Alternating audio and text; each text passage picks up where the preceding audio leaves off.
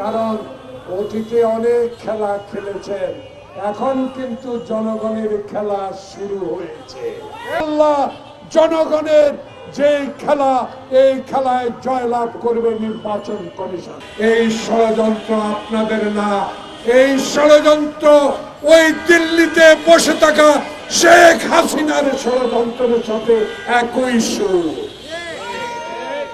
তাই আজকে গণতন্ত্র ফোরামের এই সভা থেকে একজন রাজনৈতিক কর্মী হিসাবে বাংলাদেশের স্বাধীনতা যুদ্ধে খালি পায়ে অংশগ্রহণ করা একজন যোদ্ধা হিসাবে বিনয়ের সহিত অনুরোধ জানাবো, যখন 18 কোটি মানুষ জুলাই আগস্টের বিপ্লবের পর তারেক রহমানের অকুণ্ঠ সমর্থনের মধ্য দিয়ে বাংলাদেশে গণতন্ত্র প্রতিষ্ঠার একটা পথ সুগম হচ্ছে, সেই পথকে বাধা দেওয়ার আবার আপনারা ষড়যন্ত্র শুরু করেছেন।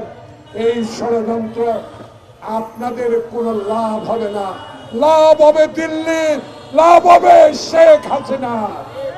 তাই আপনাদেরকে স্মরণ করিয়ে বলতে চাই, দয়া করে এই পথ থেকে সরে আসুন।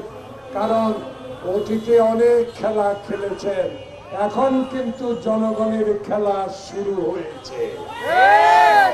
এই জনগণের খেলা রোখার সাহস শেখ হাসিনার দিল্লি থেকে তো নাই। আপনারা যারা বলেন পিআর, আপনারা যারা বলেন নির্বাচন হতে দিবে না, আপনাদের পক্ষ সম্ভব না।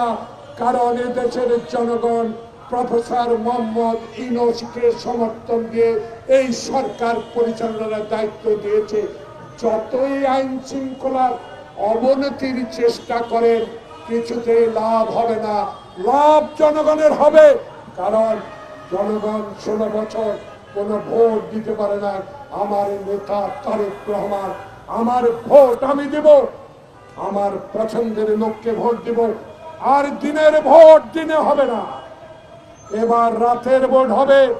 14-এর মতো ভোট হবে না, 18-এর মতো হবে না, 24-এর মতো ভাইয়ে ভাইয়ের ভোট হবে না। এই ভোট হবে ইনশাল্লাহ জনগণের যে খেলা, এই খেলায় জয়লাভ করবে নির্বাচন কমিশন। তাই আজকে এই ক্ষুদ্র পরিষদ থেকে একজন রাজনৈতিক কর্মী হিসাবে আবেদন জানাবো, আসুন, মতবিরোধ থাকতে পারে, দল নিয়ে মতবিরোধ থাকতে পারে, কিন্তু বাংলাদেশের স্বাধীনতা, বাংলাদেশের 71-এর যুদ্ধ, বাংলাদেশের সংবিধান নিয়ে কোনো কথা আর মানা যাবে না। নির্বাচন সংবিধান মতোই এই ইন্টারিয়াম গভর্নমেন্টের আন্ডারে